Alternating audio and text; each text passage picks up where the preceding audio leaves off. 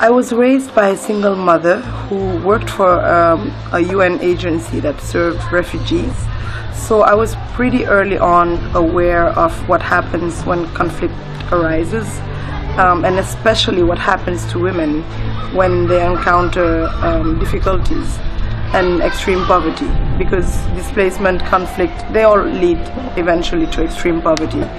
And when that happens, the children are most affected. I grew up seeing firsthand what happens when women are disadvantaged, when they're marginalized, when they have nowhere to turn to. It instilled a compassion and a passion for service in me. So becoming a humanitarian worker was almost inevitable for me.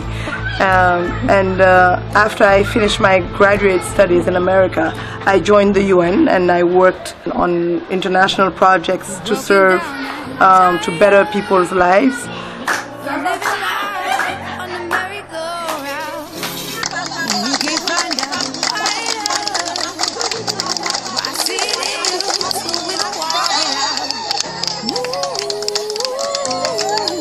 But eventually, when my mom passed away, very suddenly a few years ago, I felt that tug, I felt the need, because I'm an only child and we were extremely close, I felt the need to remain close to her.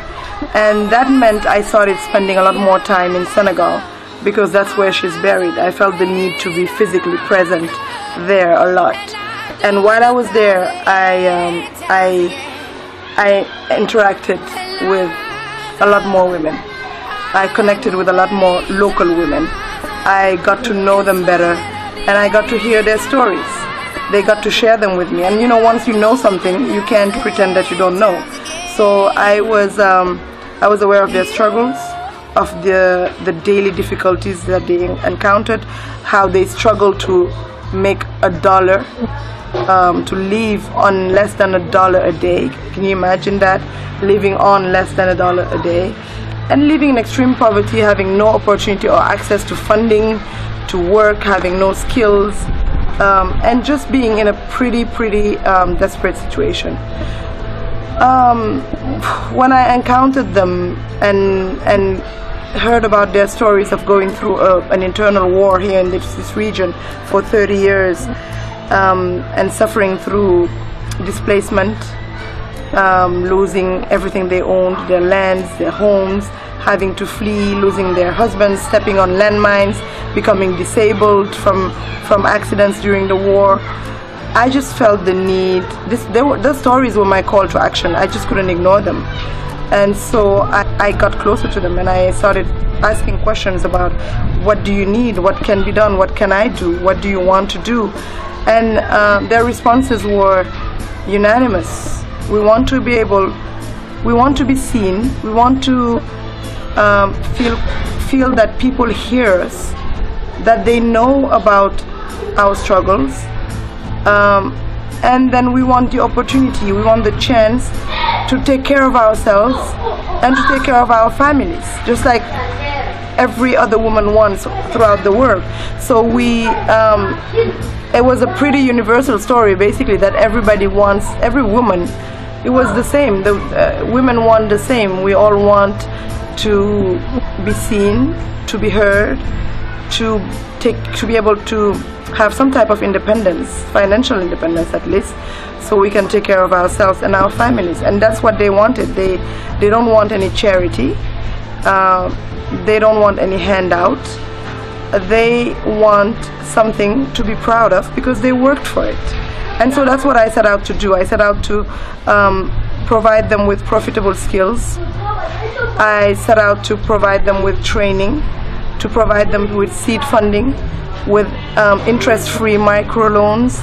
I set out to provide them with micro-entrepreneurship, micro-entrepreneurial skills, and it's been a wonderful journey to see them flourish, go from not having any skills except for raising their children beautifully and farming, to now becoming businesswomen, knowing how to make new products, new very qualitative products, how to market them, how to sell them, how to present them, journeying with them, so that, and seeing them their disposition change and becoming a lot more confident, and their disposition changing, seeing them growing into themselves, growing confident because they know that they have skills, they can take care of themselves, they can take care of their families a lot better. It's been a wonderful journey, and it's really priceless work that we've been doing. So what I most want to share, what I want to tell other women, is that we're all in this together.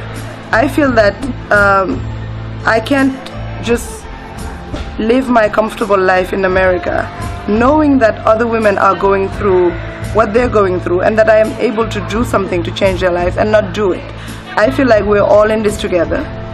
Whatever happens to one woman is also somehow happening to me, and if she's doing better, I'm somehow doing better, and that when we all connect, amazing, beautiful things happen, especially when American women decide to do something, set their minds onto something. You better believe that it's going to happen. So it's really a call to action for all of us to get to know their stories, to know that certain situations, we take so many things for granted here in America, that so many people struggle on a daily basis with the very basic, and that it doesn't take much from us to really provide them with a chance to take to take their own future into their own hands and create their own success. We're not asking you, they don't want any charity, they just want access to certain markets, they want the opportunity, they want some type of seed funding, even if it's in the form of loans, but they need our support, and I think we can do it. I certainly have seen what happens when one person, me or other people who are doing great work out there, latch onto an issue and decide to make whatever small impact they can make. It grows exponentially because the need is so great, and the impact is certain. So it's really my invitation for all of us to connect, to realize we're all in this together, and that together we can really change these women's lives. And it's a beautiful journey, and it's a very rewarding and beautiful journey that I invite all of you to join me on. Thank you.